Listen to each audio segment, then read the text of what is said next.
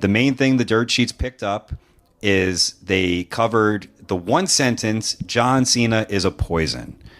So how do you feel about, that's what, because I think the dirt sheets like kind of, they're clickbait. It is what it is. They want to get the clicks on it. And I don't know. Do you want to elaborate on that? Because we said a lot of quality stuff. If people listen to the show, I think they kind of understand, like, wait, well, that's not all that was said in that episode, and there was a valid reason for that. But what do you think about that? Again, I told you that it sucks that. I guess it's flattering that you have all these. They want to run stories every week. Mm-hmm. They don't do it. They don't do it in the most flattering of ways at times. Are you still there, Buck? Yeah, sorry. My thing is, I'm just checking my battery, but yeah. But they also quoted me as saying that he was a piece of shit, and I think a lot of people need to realize is that everybody else is an outsider.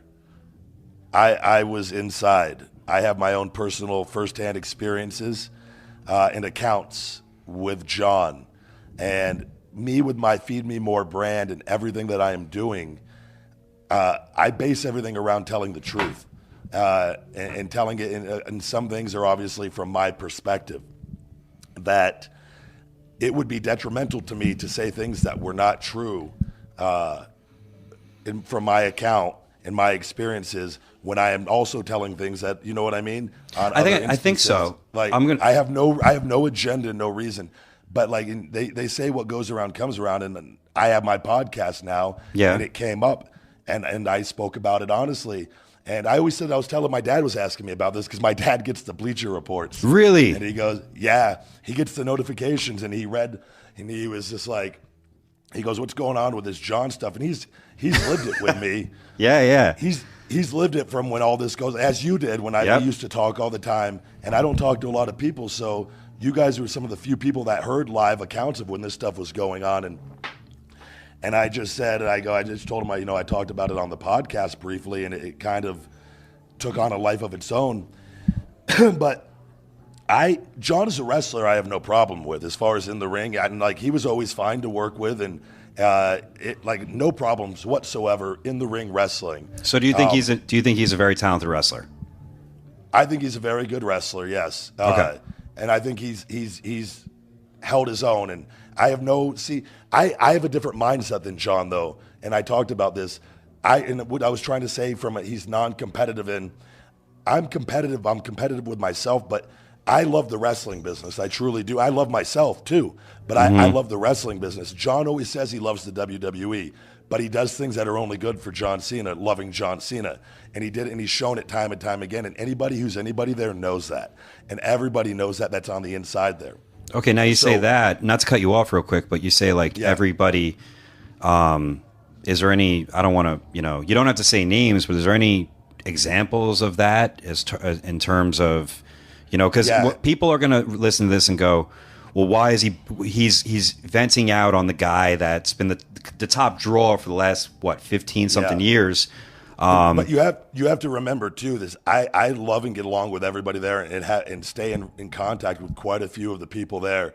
Okay. And there's guys and like guys that I put over time and time again.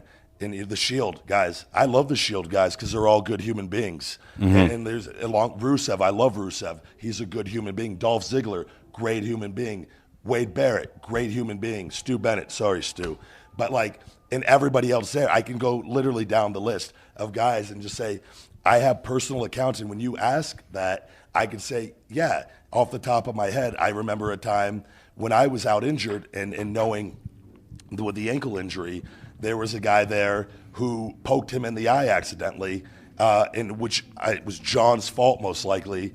And he had the guy sent back down to developmental and almost ended his career. But that guy fucking rose above and made the most of it and reinvented himself, and is the man, is legitimately one of the few guys you could say is the man up there, and has been a good soldier for them time and time again. And then there's also another instance when we were backstage at a live event with John, and I'm sitting there, and we had already been working together, and John already didn't like me. And and just from when I say didn't like me, and just those personal examples of different things, of just not being a good human being. And now, do you think he didn't like you because you were a threat? Correct? Yeah, I think 100%. That's the only reason. I think from a human being, if we knew each other outside of wrestling, I think there's no problems. And me and John have been social, and I could sit and have a conversation with him. It's just, and I have no problem. And I was telling you earlier, before I go into this story, I have a different mindset than John.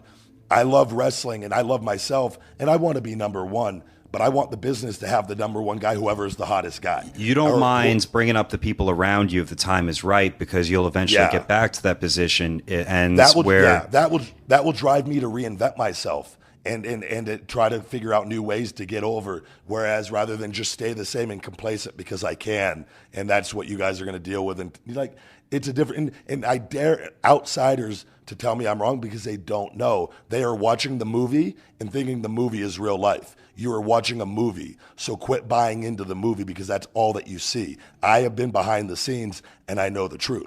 Outside of the stuff with you, you were personally affected. Do you think John's a good person? Yeah. I mean, he's done, clearly you have to admit he has a great work ethic. Oh, I'll put over his work ethic. He has a phenomenal work ethic, and I've told him, I've complimented him when he done things in movies, and he had an appearance at the end of was it the Will Ferrell movie there the last year? Yeah. He made the cameo at the end, and I had no idea he was in it, and I was watching it with my girlfriend, and I told him I thought that was really good. And outside of that, I've always been happy for anyone's success, but there's personal instances where he's gone out of his way to mistreat me, and for no other reason was, like you said, is he perceived me as a threat. It's because we don't have the same mindsets. And that his mindset is not good for the wrestling business, and it's not good for fans. So that's what I meant when I was saying he's a poison and he's a piece of shit. It's in that regard. But the other thing that I was going to tell you the story is we're backstage at a live event, and Pat Buck, I swear to God, 100%, I swear to God, 100% truth, like everything else I fucking talk about. Okay. There was a guy there who was a father, who I guess at live events, he didn't have a badge where he was allowed to come where we were at. So he had to stand, I don't know if it was 100 feet away, but they had kind of like a line with security that he wasn't allowed to kind of come across. Okay. But he worked at the building. And he told me, he goes, I just want to say I'm a huge fan of WWE. I was over there doing my stretching, just kind of away from everybody. And he goes, I just would like to say thank you to John Cena. He goes, is there any way that I would be able to do that? And I said, I can relay the message and see if he'll come over. Can you tell me what it is? And he told me that his son had a big problem bullying, and nothing was getting through to him. And it was only with the Be a Star with John Cena that he saw where that finally, it clicked with him. And his son made made a total switch and stopped the bullying and got his life in order. And it was a younger kid. Like he was bullying other kids. Yeah. Okay. Bullying other kids. So that the Be a Star with John Cena was the one thing that got through to this kid.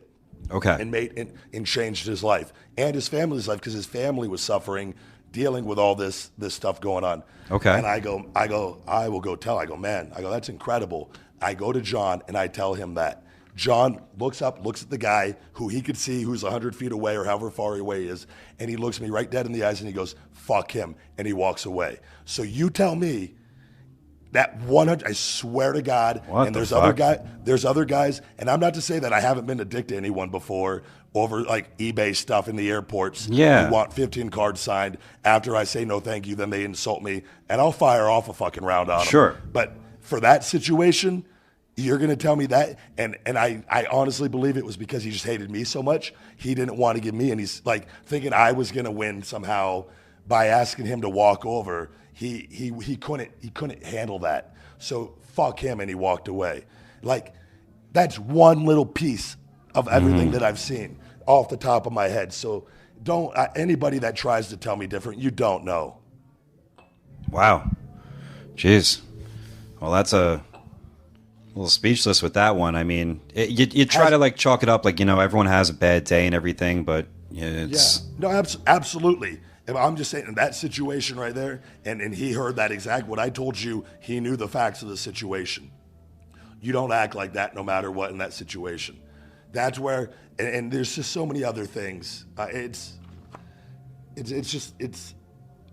It frustrates me because people don't know and they buy in. They think the character is the real life. His character is the ultimate good guy. Okay. That's the character. But people buy into it and they think that you're going to tell me you think all the bad guys are really bad guys? Like come on, grow up. You don't watch movies and believe that the movie you're watching is real. You don't think that actor is who he is when he leaves that role, when he lives his real life. But for wrestling fans, they can't distinguish it. They don't want to. They don't want to. And then when they hear something like that, they think you're going out of your way